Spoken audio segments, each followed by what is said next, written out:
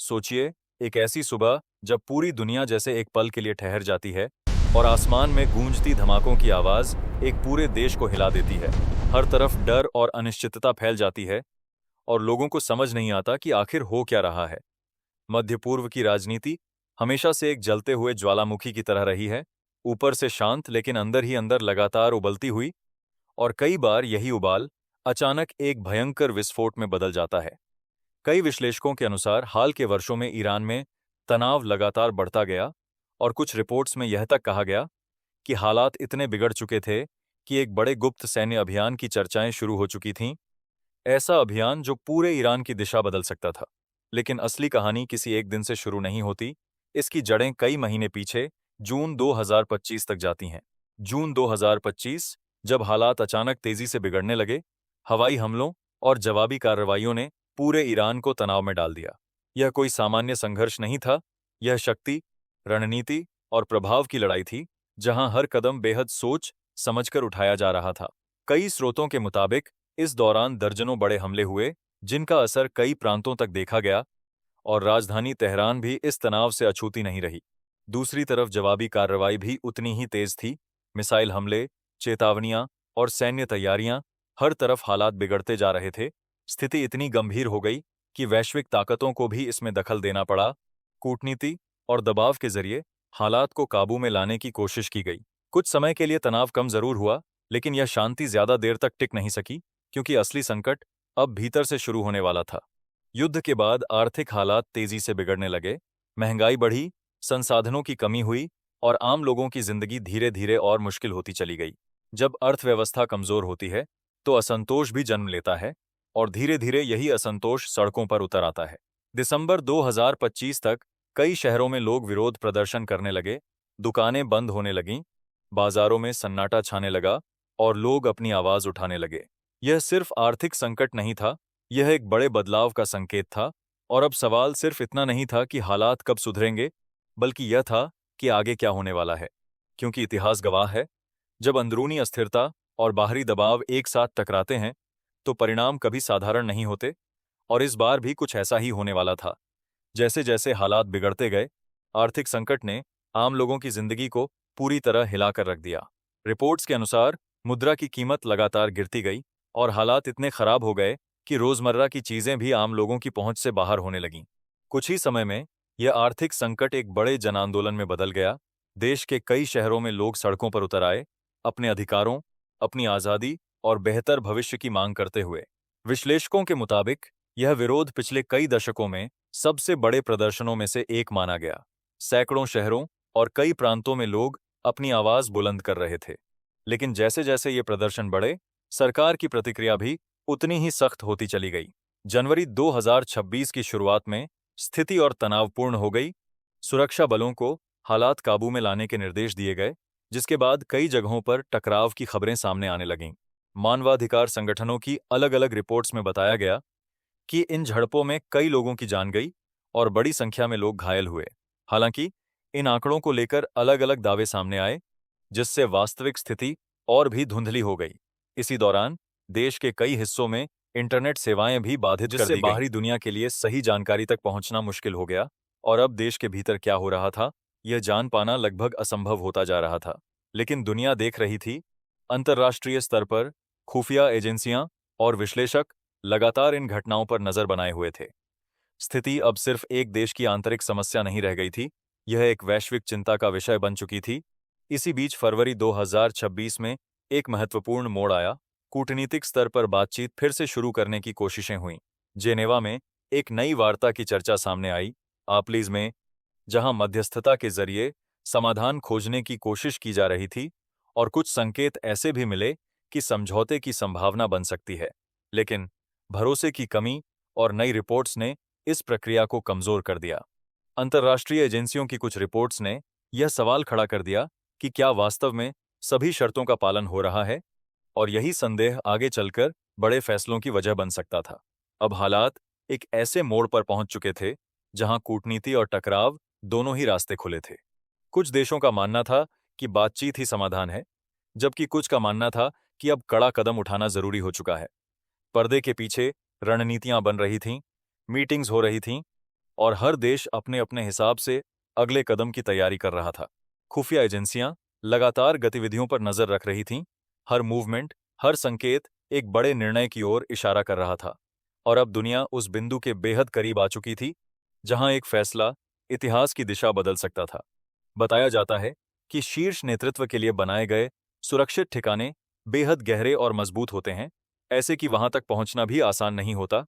लेकिन इतिहास ने कई बार दिखाया है कि कोई भी सुरक्षा व्यवस्था पूरी तरह अभेद्य नहीं होती। फरवरी 2026 के अंतिम दिनों में हालात अपने चरम पर पहुंच चुके थे।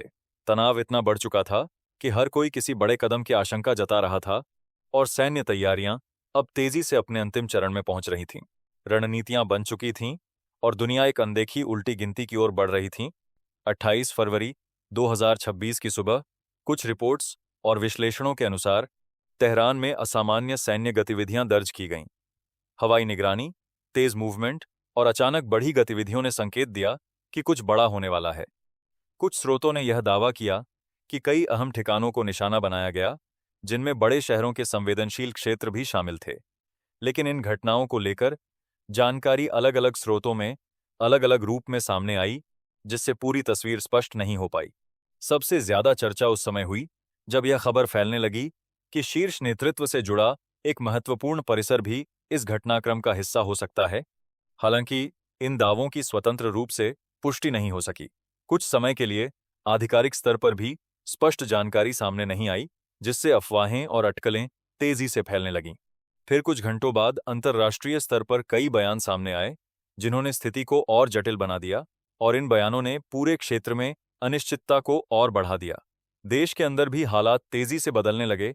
कहीं शोक, कहीं गुस्सा और कहीं अचानक उम्मीद जैसी भावनाएं देखने को मिलीं।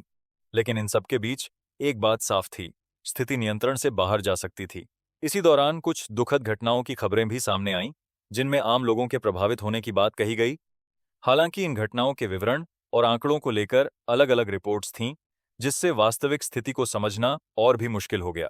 धीरे-धीरे यह साफ होने लगा कि यह सिर्फ एक सैन्य घटना नहीं थी, यह एक बड़ा अंतर्राष्ट्रीय मुद्दा बन चुका था। अब सवाल सिर्फ यह नहीं था कि क्या हुआ, बल्कि यह था कि आगे क्या होगा, क्योंकि जब किसी क्षेत्र में सत्ता, अस्थिरता और बाहरी दबाव एक साथ टकराते हैं, तो उसके परिणाम सीमित नहीं रहते। और यही कारण है कि इस घटना ने पूरे विश्व का ध्यान अपनी ओर खींच लिया। आज भी विशेषज्ञ इस पूरे घटनाक्रम को अलग-अलग नजरिए से देखते हैं। कुछ इसे रणनीतिक कदम मानते हैं, तो कुछ इसे एक खतरनाक मोड़। लेकिन एक बात तय है, ऐसे फैसले सिर्फ एक देश को नहीं, बल्कि पूरी दुनिया को प्रभावित करते हैं। इन घटनाओं के बाद सबसे बड़ा सवाल यही था कि अब आगे क्या होगा, क्योंकि स्थिति इतनी तेजी से बदल रही थी कि सत्ता के स्तर पर तुरंत फैसले लेने पड़े। रिपोर्ट्स के अनुसार शासन में स्थिरता बनाए रखने के लिए एक अंतरिम व्यवस्था तैयार की गई, ताकि प्रशासनिक ढांचा पूरी तरह न टूटे। इसी दौरान आधिकारिक बयानों में सख्त रुख देखने को मिला। नेतृत्व ने स्पष्ट संकेत दिया कि देश अपनी सुरक्षा और संप्रभुता को लेकर कोई समझौता नहीं करेगा, लेकिन जमीनी हकीकत इससे कहीं ज्यादा जटिल थी। इंटरनेट सेवाएं बाधित थीं, सूचना का प्रवाह लगभग रुक चुका था, और देश के अंदर क्या हो रहा है यह जान पाना बेहद मुश्किल हो गया था।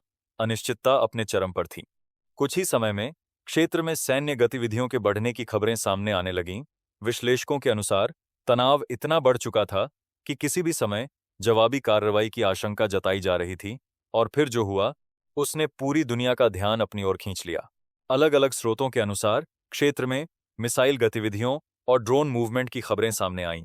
कई जगहों पर अलर्ट जारी किए गए और लोगों में डर और बेचैनी फैलने लगी।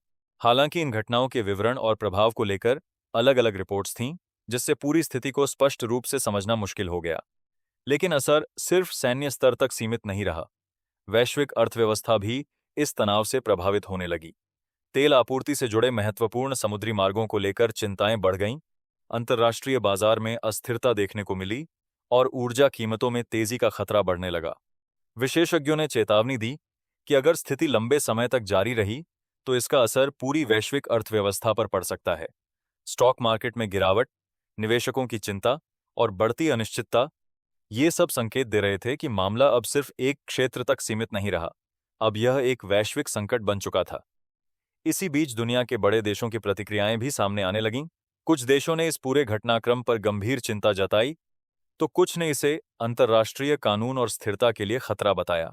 कूटनीतिक स्तर पर बातचीत तेज करने की अपील की गई और तनाव कम करने की जरूरत पर जोर दिया गया।